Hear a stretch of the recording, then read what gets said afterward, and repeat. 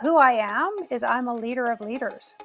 I really work on my own leadership, my own ability to be with complexity, with anxiety, with the difficulty of our modern world. Dogma. Avoid dogma, avoid rituals that become meaningless. Every single thing in agility is there because it's real work now. The things that they have given us are access, immediate access to curated information.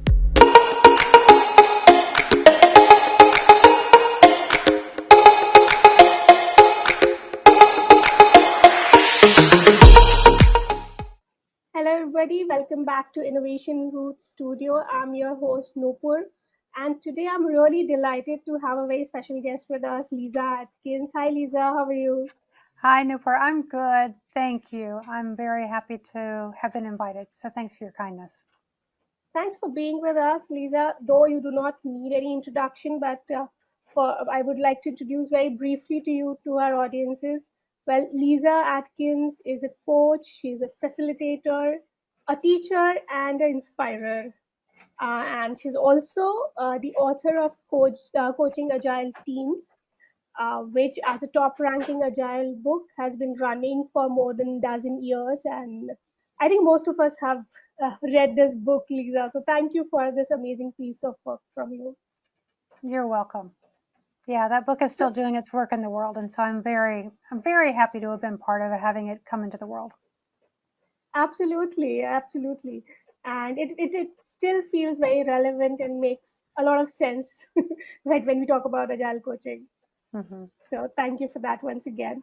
Yeah, you're welcome. Lyssa, yeah, just to begin with, who Lyssa Adkins is for the uninitiated.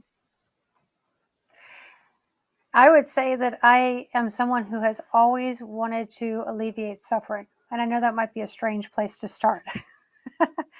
But if I look at everything I've done in my career, in my personal life, everywhere, it's been about helping people be liberated from the situations that hold them down or hold them back.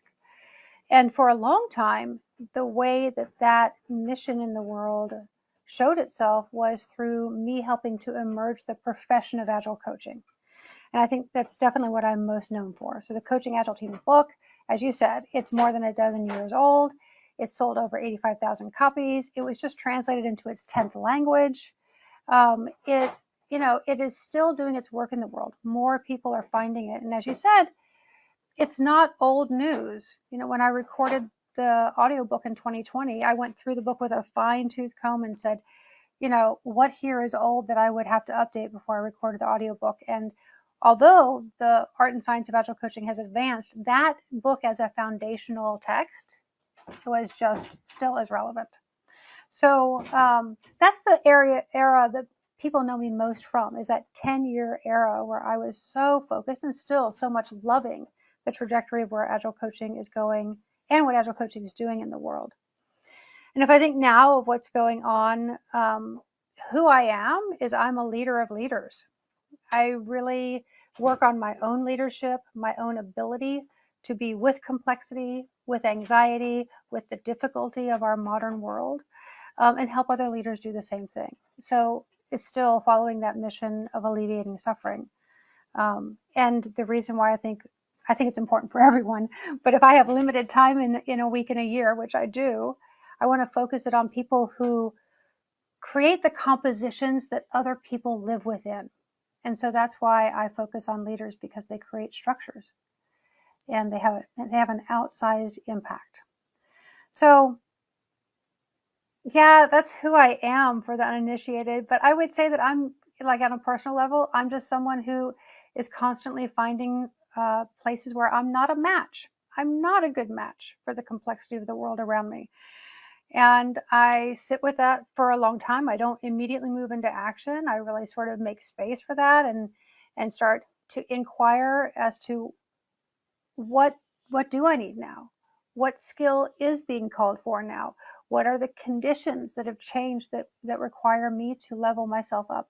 And so, I mean, really the process is, when I do that, I just start telling other people about it. And then we do that sort of work together. That's amazing. That's amazing to know what inspires you basically to help people and to grow the leaders.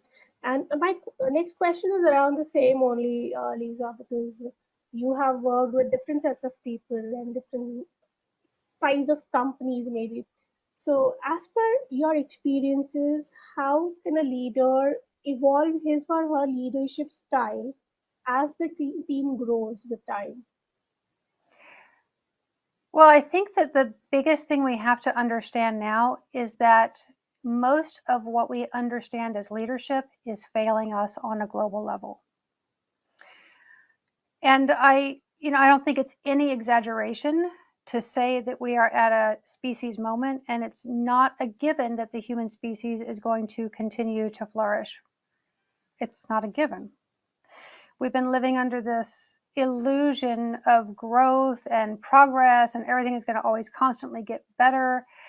At least in the Western world where I grew up in the United States, and all of our models of leadership, all of our models of how businesses run are founded on that very tenuous foundation. We tend to think of that as a foundation that's really strong, like a machine, like we're going to put this machine together and it's going to work and it's going to have a global reach and it's going to always continue pumping out more and more and more and more and more. And guess what? We're finding out that those machines are actually quite brittle. And so the job of leaders right now is to, number one, understand that most of us, including myself, are in over our heads, that we are not a match for the complexity around us. And then just to continue to work, because there are people who are helping us become more complex, to be a match for the complexity around us. There's all kinds of research and new ways of leading. And, by the way, agility is very much related to that, because all the skills people learn when they start to work in an agile way are exactly the skills that leaders need to make more healthy decisions for themselves, their organizations, the teams in their organizations, the networks they're a part of, and eventually the planet. Mm-hmm. Certainly, certainly, Lisa. And yeah, when we talk about agile coaching or transformation in an organization, there are still a lot of silly myths existing, right? So, have you come across any silly myth, and why do you think it is quite silly? Well, I think silly myths exist because people are doing what agility is asking them to do, which in essence is to inspect and adapt to a way of working that works for your circumstance. So some of these silly myths actually had their roots in something that worked, something that was in line with agility at one point. But, we humans, we take shortcuts. And so, the agility that I'm taught from the person who learned it from their last organization, person who learned it from their last team, and so on down, we might have passed through, some things that are just not even related to agile anymore. But now we think we have to have them. Otherwise, we're not agile or we're not doing it. I got to tell you, Newport, that some of them I've heard recently are so far away from agility that I think, wow, this is actually worse than how we worked before. And that really hurts my heart because it was not supposed to be that way. Some of the simpler ones are things like we don't have the right color stickies. This is now going back to before we were on electronic tools. Like we don't have the right color stickies, so we can't do sprint planning, stuff like that. Or I can't remember any other like little quick ones. The one that gets me a little riled up every time is when people don't make the transition about the stand-up meeting or the daily scrum, where they think that it is still a reporting out of what each person is doing. And the big shift, the mindset shift, is that that particular event, the stand-up, it's not a status meeting, it's a commitment meeting. It's just normal, everyday human beings looking at each other, committing their efforts just between today and tomorrow to get some things done, and how they're going to help each other do it, and how they can gently and lovingly but very clearly hold one another accountable to it tomorrow. So, you know, the forms of these agile practices, they were just one known way of delivering to us the principles and the values underneath them. But if we have used the form in such a shallow way that we never got the benefit of those values and principles, then that's when we're in trouble. And so that's what I see. I don't think it's silly at all. I think it's dire, honestly. It's funny that if we have to write an article about the mythbusters in Agile coaching, one point would be, see, the color of your post-it will not decide if you can plan better or not. So that's Not at all. funny Not at list all. of mythbusters. Yeah. The ones I've heard recently are so, I mean, they're agile used in such a weaponized way that it really is shocking to me. You know, and I can't even say it in a quip, because it's usually like the person is talking to me and I'm thinking to myself, okay, first of all, this has nothing to do with agility. Second of all, this is just a way that your organization has figured out how to oppress you with a new set of terms. And so I don't even know where to start with that. You know, it's not like I can just, I would have to really get in there into that organization, really get into what's going on with their business and their leadership team to understand where the heck is that coming from. Yeah. These are some strange problems still existing in the industry and within the teams.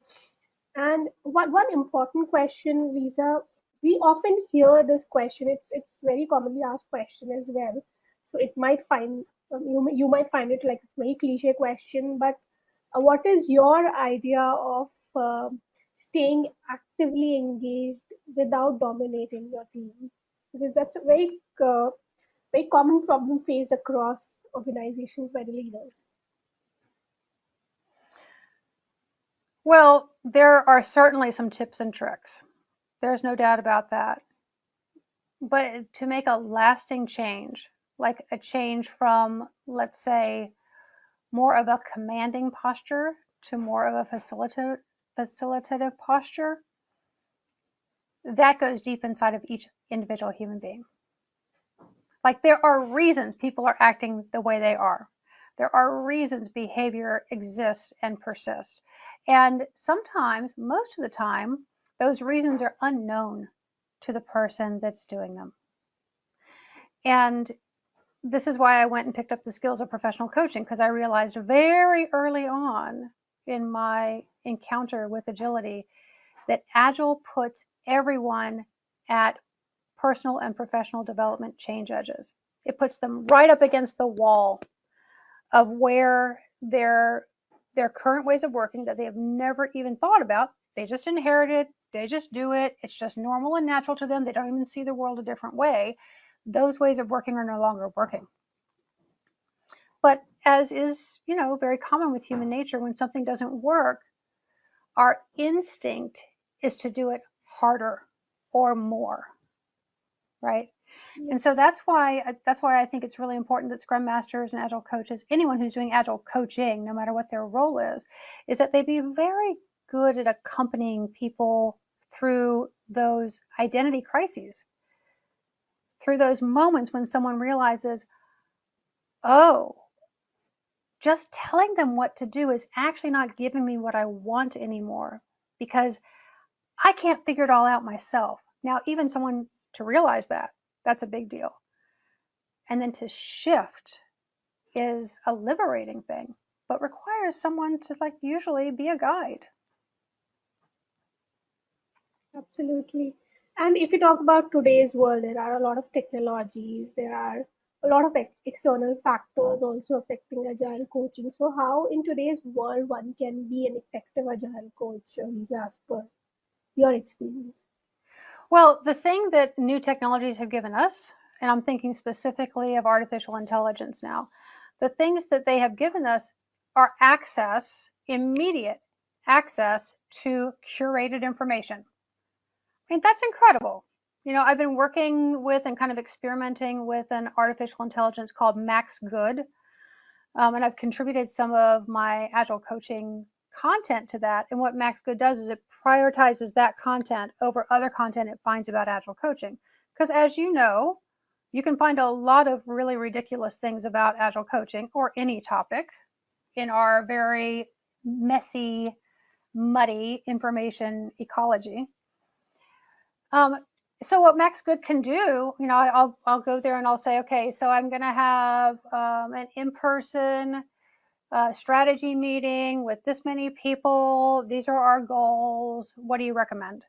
And Max Good will come back with some places to start, I would say, like 3 or 4 different techniques I could use or approaches I could use. And it will name them and I can go look them up if I don't already know them.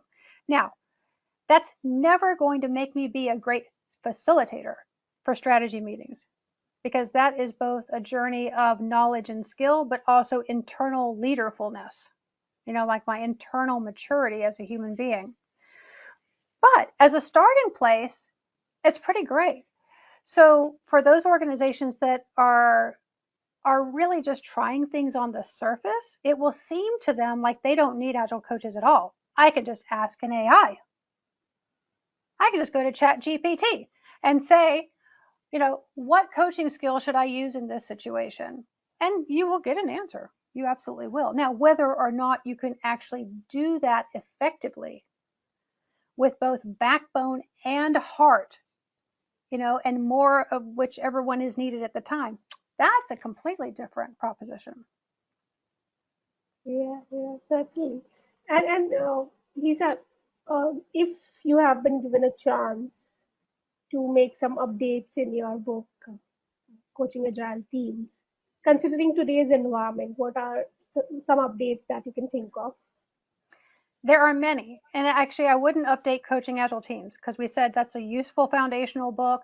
If I look at what's in that book, we're still not great at all of it yet. We're still working on it. However, the art and science of Agile coaching has advanced tremendously since that book came out. And what I realized, my publisher wanted me to write a second edition. And I'm like, I don't think so. Because all I would be doing is pointing to other people's great work. And I would rather that great work stand on its own.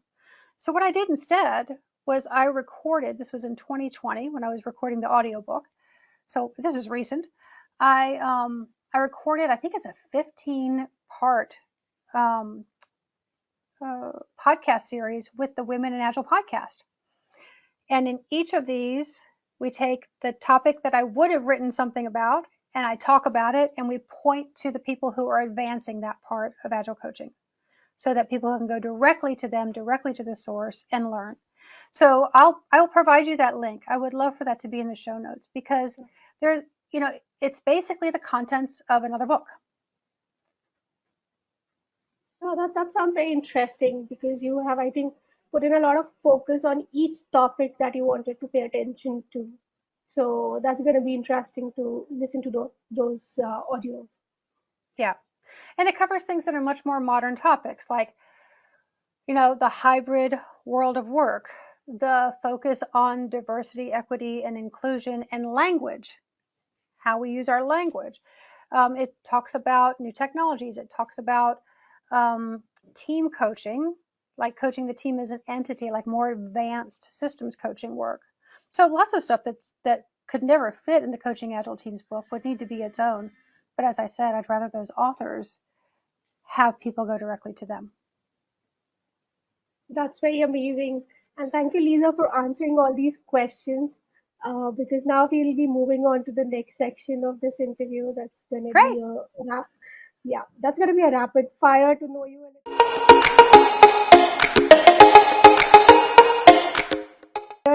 a little better.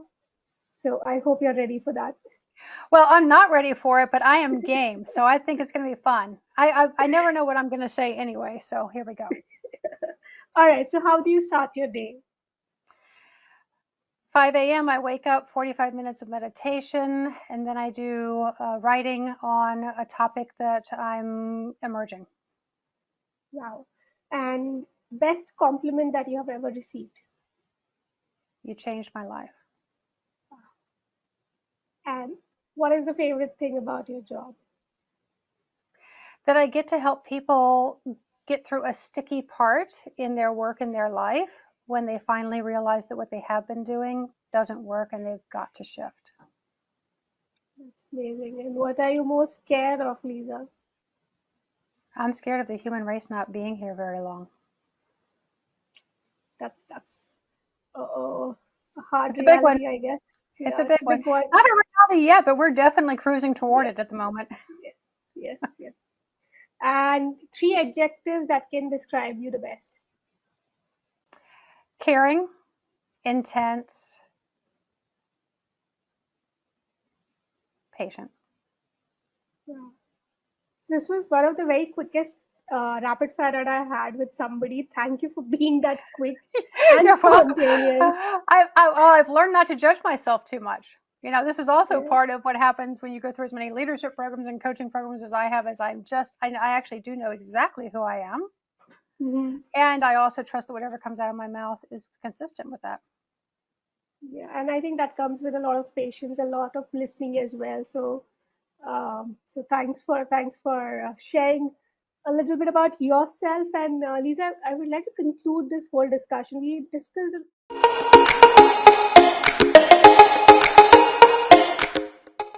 I mean, we touched upon a lot many topics in this discussion, and we often talk about what to do and miss out on what not to do generally in life, and similarly in the agile coaching aspect as well. So according to you, what is to be avoided to become an effective agile coach? Dogma. Avoid dogma, avoid rituals that become meaningless. Every single thing in agility is there because it's real work. All those events are real work, and if they're not, that just means they're not being facilitated well. That was described very beautifully, Lyssa. It was a total pleasure for me to spend these half an hour, 40 minutes with you. A lot of learnings, and I look forward to like talk to you in future as well, and then explore more topics with you. Thank you for being with me today. It was a wonderful discussion. It is my pleasure. Thanks for the invitation.